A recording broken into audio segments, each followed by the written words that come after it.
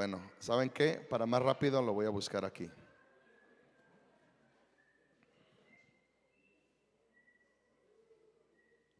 Saludos a todos los que nos sintonizan de diferentes partes de la ciudad, diferentes partes del estado, México y de otras partes del mundo. Sean bienvenidos. Les recordamos que nos pueden seguir en las redes, estas transmisiones en Facebook, Centro de Avivamiento Uruapan, ustedes aquí, y hacerle like también y seguirnos en YouTube, Centro de Avivamiento Uruapan. Dice así: pero tú, Belén Éfrata, pequeña para estar entre las familias de Judá, de ti me saldrá el que será Señor en Israel, y sus salidas son desde el principio, desde los días de la eternidad. Oramos. Padre, gracias por este tiempo, gracias por esta reunión. Te pedimos que traigas en revelación a nuestras vidas en el precioso nombre de Cristo Jesús. Todos decimos amén, amén y amén. El profeta Miqueas, cientos de años antes del nacimiento de Jesús en Belén, está profetizando. Esto no es no se escribe este libro después del nacimiento de Jesús. Hay mucha gente que estudia la Biblia de una manera objetiva, es decir, no a favor y no en contra, y se han convencido al ver cómo la vida misma, el nacimiento de Jesús, cumplió varias profecías que se hicieron siglos antes. Ya vimos la profecía el domingo que hizo Balaam. ¿Alguien se acuerda de Balaam? Este brujo, no es profeta, porque dice el de ojos abiertos, y dice: y vino el Espíritu de Dios sobre él. Y pensaríamos, después en la conquista de la tierra se dice que lo mataron, lo tuvieron que matar, porque hizo tropezar a los hombres con las mujeres cananeas en inmoralidad sexual. Entonces no era un profeta, pero aún así, cuando viene el Espíritu, no me pregunten cómo y por qué, no entendemos algunas cosas. Cuando lo habían contratado, él dijo: lo veo, mas no ahora; lo miraré, mas no de cerca; estrella saldrá de Israel. Y cumple Jesús esta profecía al nacer en Belén, y cuando vienen los reyes o los magos guiados por una estrella. Todo esto, hermanos, estoy entendiendo cada año que profundizamos y que predicamos un poco más. Cada año hay más revelación de la palabra, cosas que yo nunca antes habría visto. Pero también esto está cautivando a la ciencia. Haría unos 20 años cuando los científicos dirían: pues el que escribió Mateo, el que escribió el nacimiento de Jesús, no sé de cuál fumó, porque no existe tal evento astronómico. Y realmente, entre más pasan los siglos, los años, las décadas, más se comprueba el relato histórico y científico de Jesús, y aún de las estrellas. Algunos dicen que fue un cometa, hay pros y contras de un cometa. Algunos dicen que fue la alineación de algunos planetas, algunos dicen que fue Júpiter. No sabemos, pero hay una fascinación ahorita, y más científicos están descubriendo la conexión, y es fascinante. Yo creo que entre más pasen los años, la Biblia va a ser comprobada más y más científicamente como la palabra del Señor. Y sabemos que Jesús sí nació y que Jesús sí existió. Hay esta promesa que le está diciendo el profeta: de ti, pequeña ciudad de Belén, pequeño pueblo de Belén. No es la más grande, no es el pueblo o la ciudad más grande, pero de ti saldrá el más grande. Y si vamos a Mateo capítulo 2, le agregan un poquito más, a little bit more, un poquito más. Cuando los magos llegan, Mateo 2, cuando los magos llegan y toda Jerusalén se escandaliza porque estos magos de Oriente están siendo guiados por esta estrella, la estrella conocida como la estrella de Belén. y que apunta a Jesús. ¿Están conmigo? Apunta a Jesús como la estrella de la mañana, el lucero de la mañana, el sol de justicia, que habla Malaquías capítulo 4, porque una estrella o el sol es una estrella. ¿Me están escuchando? Y bueno, dice, y convocados, capítulo 2, 4 de Mateo, perdón, y convocados todos los principales sacerdotes y los escribas del pueblo, les preguntaba dónde había de nacer el Cristo. La palabra Cristo en griego es Cristo y significa ungido, que es lo mismo que Mashiach, Mesías, de donde tomamos la palabra en hebreo para Mesías, que es Mashiach, que significa ungido. ¿Dónde estará? ¿Dónde nacerá el ungido? Ahorita vamos a profundizar en palabras y en el contexto religioso y cultural de estas palabras. Ellos dijeron en Belén de Judea, porque así está escrito por medio del profeta. Fíjate la diferencia. Y tú, Belén, tierra de Judá, de ningún modo eres la menor entre los príncipes de Judá, porque de ti saldrá un guiador que apacentará. ¿Qué dice en tu versión? Pastoreará a mi pueblo Israel. Y vemos un paralelismo de un pastor que nació en Belén y que a la par fue un rey. ¿Cuántos saben que Jesús es nuestro pastor? Juan capítulo 10. Yo soy el buen pastor, y el buen pastor su vida da por las ovejas. Y también dice la Biblia en Apocalipsis que Él es el Señor de señores y el Rey de reyes.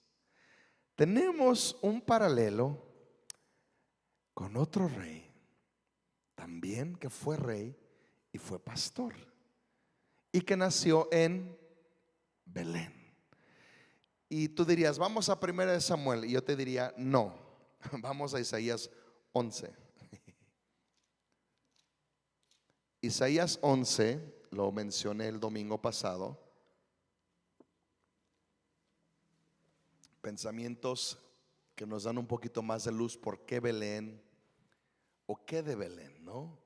Cuando los magos vinieron, obviamente, vieron la estrella que se levantaría el rey de Judea. Pero vinieron a Jerusalén, porque entiéndase que el centro de gobierno, de justicia, estaba en Jerusalén. El centro religioso estaba en Jerusalén. Todo era en Jerusalén, pero a veces Dios escoge los lugares menos probables, ¿no? Y a veces tenemos que estar un poco más abiertos, un poco más alerta, porque no todo lo que pensamos que es, o no todo donde pensamos que es. Quizás el lugar más importante de la ciudad de Uruapan sea el lugar donde tú estás sentado. Puede haber catedrales en este lugar, en esta ciudad.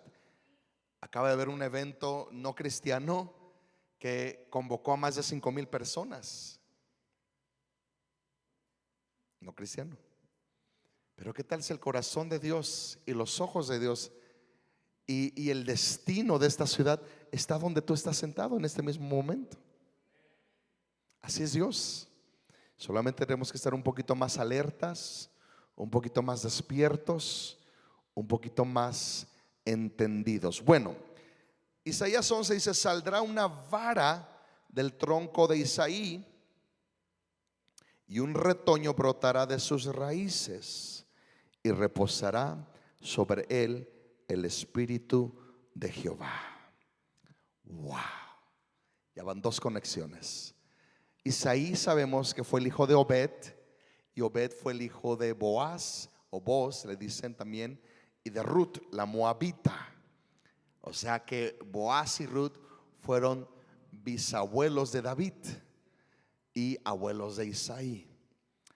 Este Isaí de Belén, dice, brotará una vara, y de esa vara o de esas raíces un retoño, y reposará sobre él el Espíritu de Jehová. Yo quiero hablar un poquito más, o quiero profundizar un poco en cuanto a la unción. Ahora, tenemos que entender que los planes de Dios se ejecutan en los lugares menos probables y en los tiempos menos probables. ¿Qué pasó aquí? Aquí está hablando paralelamente del Mesías, pero ¿quién fue hijo de Isaí? David. Está hablando del Mesías, está hablando de Jesús, pero realmente el hijo de Isaí fue David. Dios le hace una promesa y le dice: yo te daré un trono para siempre. Y es lo que se llama el pacto davídico. Hay diferentes pactos en la Biblia. Está el pacto mosaico, está el pacto de Abraham primero, abrámico, el pacto de Abraham, el pacto de la ley, y está el pacto de David, el pacto davídico. Y Dios le promete. Pero ¿qué sucede cuando muere David? Se levanta su hijo y su hijo se aleja de Dios, y Dios le quita el reino o le divide el reino, y solo por David le dice: le daré descendencia. Pasan algunos siglos y el pueblo de Israel pierde a su linaje de reyes. Se perdió, se cortó, se eliminó. Y en la historia ya no habría manera alguna que del linaje de David se levantase un rey. Y es más, yo creo que nunca se volvió a levantar reyes literales, reyes de la tierra.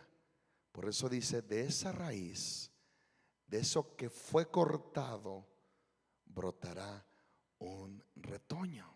Y está hablando de Jesús. Ahora, si vamos al paralelo, vamos ahora sí a 1 de Samuel, capítulo 16. Y dice: y brotar y reposará el Espíritu de Dios sobre él. Cuando estudiamos un poquito la vida de David, vemos cómo fueron sus inicios. Y es un paralelismo con la persona, con el rey y con el pastor que habría de nacer en Belén siglos después. Dijo Jehová a Samuel: ¿hasta cuándo llorarás a Saúl, habiéndolo yo desechado, para que no reine sobre Israel? Ahí se corta también el linaje. Y vemos el mismo paralelismo. Se corta la realeza, se corta la descendencia misma del rey Saúl. Sería imposible que Dios levantase a alguien más. Pero ¿cuántos saben que Dios es un Dios de lo imposible? Belén es un lugar de los imposibles. Y dice: llena tu cuerno de aceite. Ah, caray. Y ven, te enviaré a Isaí. ¿De dónde? De Belén, porque de entre sus hijos me he provisto de rey. Brotará un retoño. Cuando los magos, cuando los sacerdotes le hablan a los magos y les preguntan dónde ha de nacer el ungido, se entiende que los reyes, había tres tipos de unciones en el Antiguo Testamento. La primera era para los sumos sacerdotes, la segunda era para los reyes y la tercera era para los profetas. Cuando alguien era ungido con aceite, era apartado para un servicio de gobierno, reyes, de intercesión sacerdotal y para hablar de parte de Dios. En Belén podemos ver la primera unción o la segunda unción sobre un rey, el retoño, la vara de Isaí. Y dijo Samuel: ¿cómo voy a ir? Si se entera Saúl me matará. Jehová respondió: toma contigo una becerra de la vacada y di: a ofrecer sacrificio a Jehová he venido. Y llama a Isaí al sacrificio, y yo te enseñaré lo que has de hacer, y me ungirás al que yo te diga. Hizo pues Samuel como le dijo Jehová, y luego que él llegó a Belén, los ancianos de la ciudad salieron a recibirle con miedo y dijeron: ¿es pacífica tu venida? Él respondió: sí, vengo a ofrecer sacrificio a Jehová. Santifíquense y vengan conmigo al sacrificio. Y santificando él a Isaí y a sus hijos, los invitó al sacrificio. Y aconteció que cuando ellos vinieron, él vio a Eliab, el hijo mayor o el hermano mayor, y dijo: de cierto, delante de Jehová está su ungido. Y Jehová respondió a Samuel: no mires a su aspecto, ni a lo grande de su estatura, porque yo lo desecho. Porque Jehová no mira lo que mira el hombre, pues el hombre mira lo que está delante de sus ojos, pero Jehová mira el corazón. Y así fueron desfilando hermano tras hermano, más de 7. Entonces llamó Isaí a Abinadab y lo hizo pasar delante de Samuel, el cual dijo: tampoco a este ha escogido Jehová. Hizo luego pasar Isaí a Samá, y él dijo: tampoco a este ha elegido Jehová. E hizo pasar Isaí 7 hijos suyos delante de Samuel. Pero Samuel dijo a Isaí: Jehová no ha elegido a estos. Entonces dijo Samuel a Isaí: ¿son estos todos tus hijos? Y él respondió: queda aún el menor, que apacienta las ovejas. Y dijo Samuel a Isaí: envía por él, porque no nos sentaremos a la mesa hasta que él venga aquí. Envió pues por él y le hizo entrar, y era rubio, hermoso de ojos y de buena presencia. Entonces Jehová dijo: levántate y úngelo, porque este es. Y Samuel tomó el cuerno de aceite y lo ungió en medio de sus hermanos. Y desde aquel día en adelante el espíritu de Jehová vino sobre David. Se levantó luego Samuel y se volvió a Ramá. En este lugar de sacrificio, en este tiempo tan profético, en este tiempo tan importante, aunque se ha cortado la descendencia del linaje de Saúl, Dios ha puesto sus ojos sobre un pastor que estaba en las ovejas, que estaba cuidando, que era un pastorcito, y que, bueno, lo dije el domingo, se cree que era hijo ilegítimo. Una, porque no está con los demás hermanos y está cuidando las ovejitas. Y dos, porque él dice en el Salmo 51: en pecado me concibió mi madre, entendiéndose que, bueno, que no fue una buena concepción, se dice así.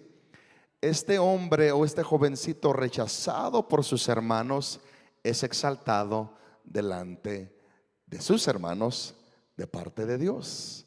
Este pastor que está cuidando a las ovejas en Belén es llamado para ser el rey y aquel que iba a apacentar a la nación de Israel. Y esto es profético porque apunta a la vida de Jesús. Apunta a aquel pastor que está hablando Miqueas: de ti me saldrá el gobernador, de ti me saldrá aquel que iba a ser ungido y que iba a ser lleno del Espíritu Santo y que iba a ser rey, y que a la par iba a ser ese pastor que apacentaría las ovejas. Vamos a Hebreos capítulo 1. ¿Cuántos se gozan en esta noche? No me convencen, pero bueno. Eso, amén. Hebreos capítulo 1.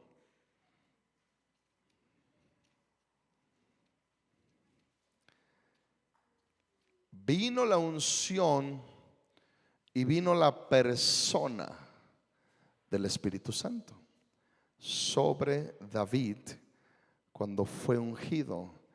Cuando David peca, una de sus peticiones es: crea en mí un corazón limpio nuevo, renueva mi corazón y crea en mí un espíritu recto. Y después dice, no quites de mí tu Santo Espíritu. ¿Por qué? Porque era ungido. Y la unción no solamente era con aceite, la unción apuntaba a la persona y la presencia del Espíritu de Dios sobre su vida.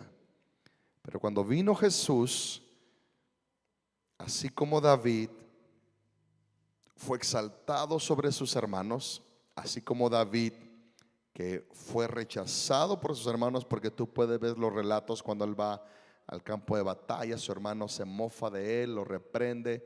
Es un jovencito rechazado por sus hermanos.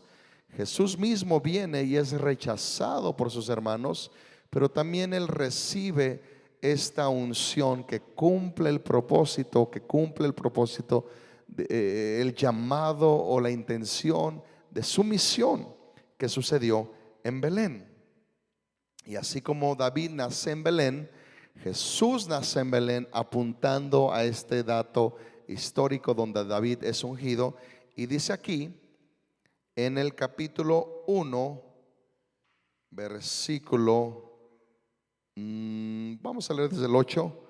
Mas del Hijo dice, tu trono, oh Dios, por el siglo del siglo, cetro de equidad o de justicia, dice en tu versión, es el cetro de tu reino. El 9, has amado la justicia y aborrecido la maldad, por lo cual te ungió Dios, el Dios tuyo, con óleo de alegría, más que a tus compañeros. En otras versiones dice, más que a tus hermanos. ¿Qué es lo que caracteriza a Cristo? ¿Qué es lo que levanta a Jesús por encima de todos los demás? La presencia y la unción del Espíritu Santo. Y todo esto tiene que ver con su propósito. Todo esto tiene que ver con la Navidad. Todo esto tiene que ver con Belén. Belén es el lugar de la unción. Belén es el lugar del destino. Belén es el lugar del propósito. Y nos habla, vuelvo a repetir, quizá lo que decía el domingo, que aunque hay lugares, hay etapas en nuestra vida pequeñas, hay lugares o hay momentos insignificantes que quizás nos pueden hacer sentir rechazados, descalificados, pero son esos momentos donde tú y yo debemos recordar y quizás pedir la unción y la presencia del Espíritu Santo. Gracias a la obra de Jesús en la cruz del Calvario, que Él fue el ungido, la unción no solamente se queda sobre Él, ¿están conmigo? La unción viene sobre la iglesia.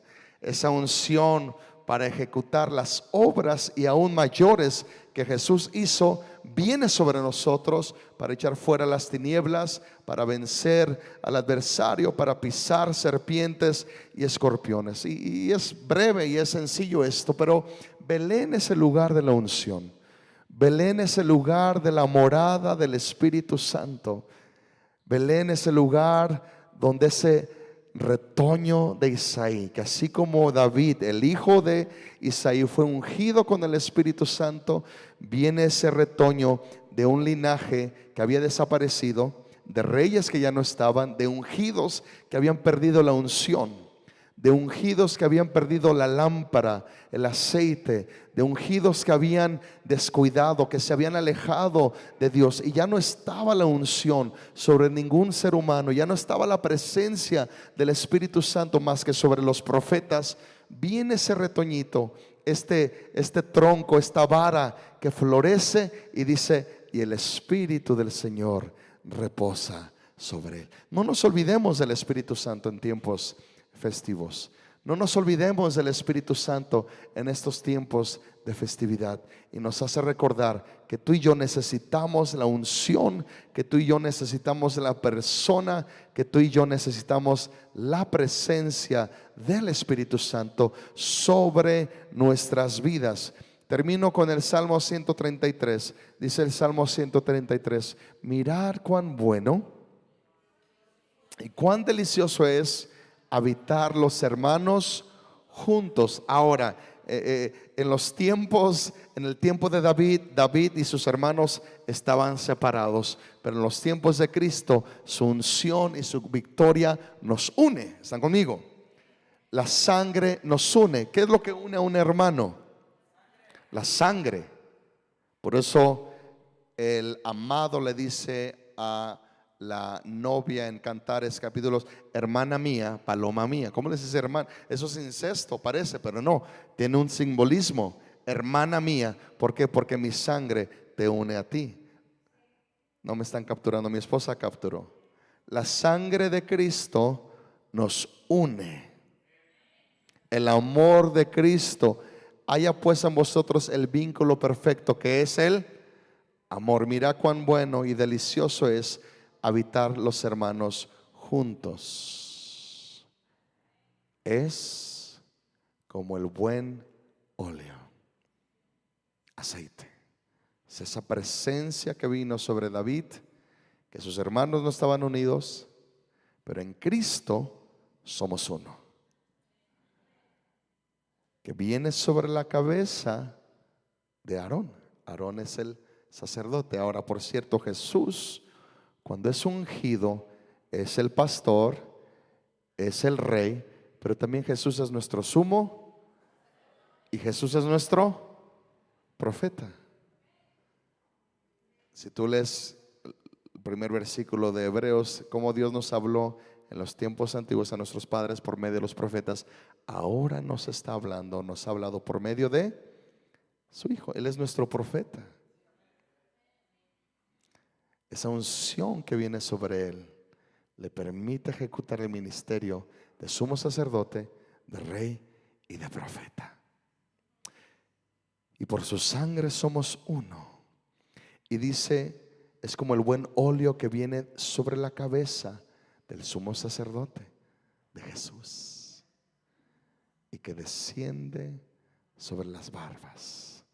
Las barbas representan madurez, ¿verdad? Hay algunos que por más que intenten nunca van a madurar. Ya tienen 30, 40 años. No es por ofender, pero la barba representa madurez. Sobre las barbas, liderazgo. Sobre el liderazgo. La unción no viene de los pastores hacia Cristo, o de los profetas, o de los evangelistas, o de los maestros, o de los predicadores. La unción viene de Cristo hacia sus ungidos. Dice el mismo Salmo 68, dice mismo Efesios 4, que Él subió y llevó cautiva la cautividad y repartió y dio dones. Este rey, este ungido, este Mesías, este Cristo, y aún nos constituyó el rey, el ungido de ungidos, constituyó y obviamente ungió a unos apóstoles, profetas, maestros, pastores y evangelistas. La unción viene de Cristo. Hoy este niño que nació en Belén, o este rey que nació en Belén como un niño, recibe la unción, pero ahora él imparte la unción sobre sus siervos. Ahora dice, y sobre las faldas. ¿Me están escuchando? El cuerpo, la iglesia. La unción no viene de la iglesia hacia el pastor. ¿Están conmigo? La unción no viene de la iglesia hacia Cristo. Oh, es que si el pastor viera lo que yo veo y tuviera la revelación que yo tengo, no funciona así. Cuando estamos en esta unidad, cuando estamos en ese amor, en ese vínculo, bajo esa sangre, dice la Biblia en primera de Juan, dice, si confesamos nuestros pecados, Él es fiel y justo para perdonarnos. Dice, bueno, voy a leerlo porque esto tiene mucho que ver con lo que estoy leyendo. Cuando vienen estas fechas, mucha gente se olvida de Cristo mismo. ¿Están conmigo? Pero si vamos a pensar en Belén, vamos a pensar en la unción, en la unidad, en el propósito. Primero Juan.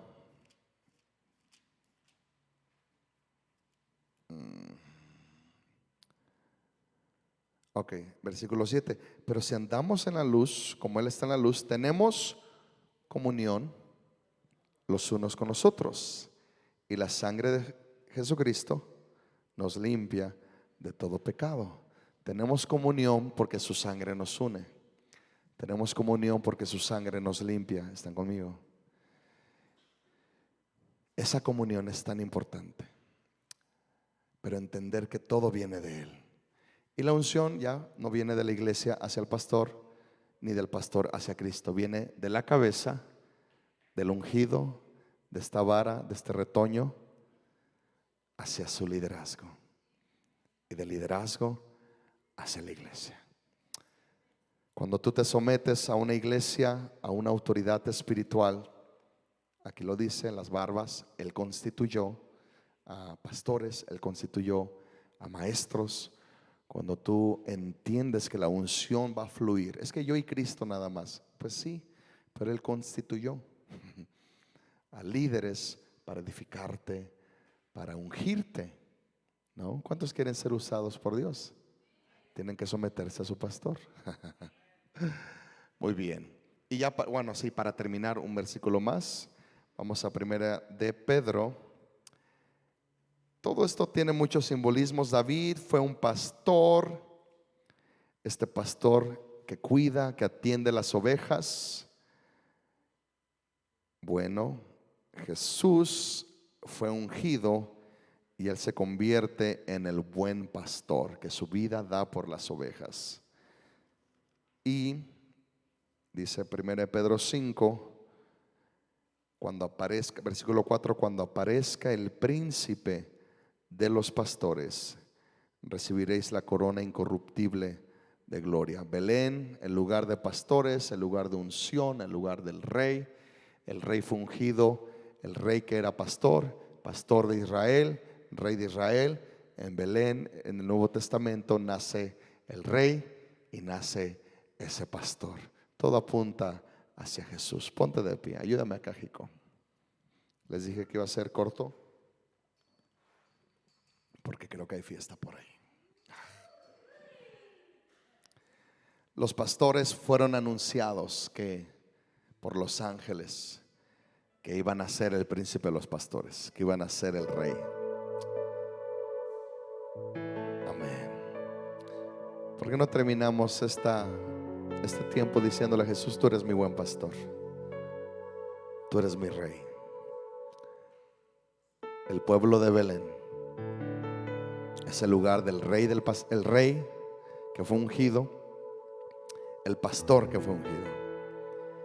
Y es el lugar donde nace Jesús, este brote, este retoño, donde no había posibilidad y donde el Espíritu de Dios reposó sobre él. Necesitamos la unción y necesitamos que el Espíritu Santo repose sobre nosotros. Cuidemos que en estos tiempos de fiestas y de esto y de aquello no perdamos al ungido, a Jesús, que fue ungido como rey y como pastor. Tú eres mi buen pastor, tú eres mi rey y tú eres mi Señor. Pero tu unción fluye hacia nosotros. Hoy recibimos tu unción. Yo recibo tu unción. Yo recibo.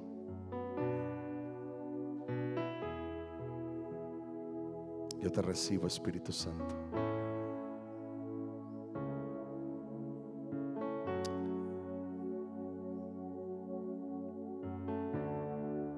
Cristo, tú fuiste ungido más que tus hermanos, porque amaste la justicia.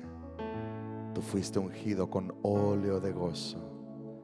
Así como David fue ungido, tú fuiste ungido más que tus compañeros. Y ahora esa unción Y esa presencia ha sido derramada sobre tu iglesia.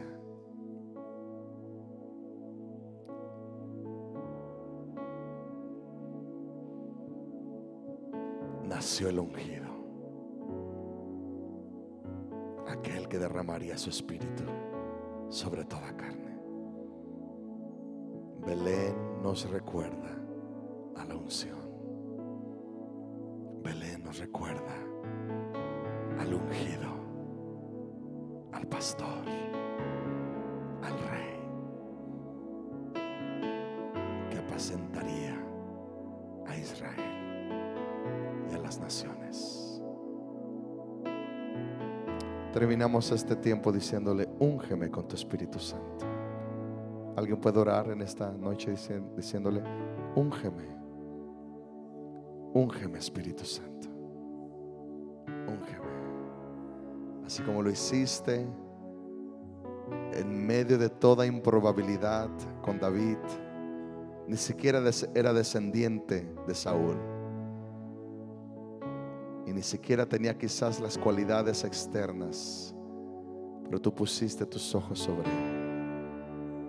Úngeme. Vamos, niños, jóvenes, adultos, todos digan conmigo: úngeme con tu Espíritu Santo.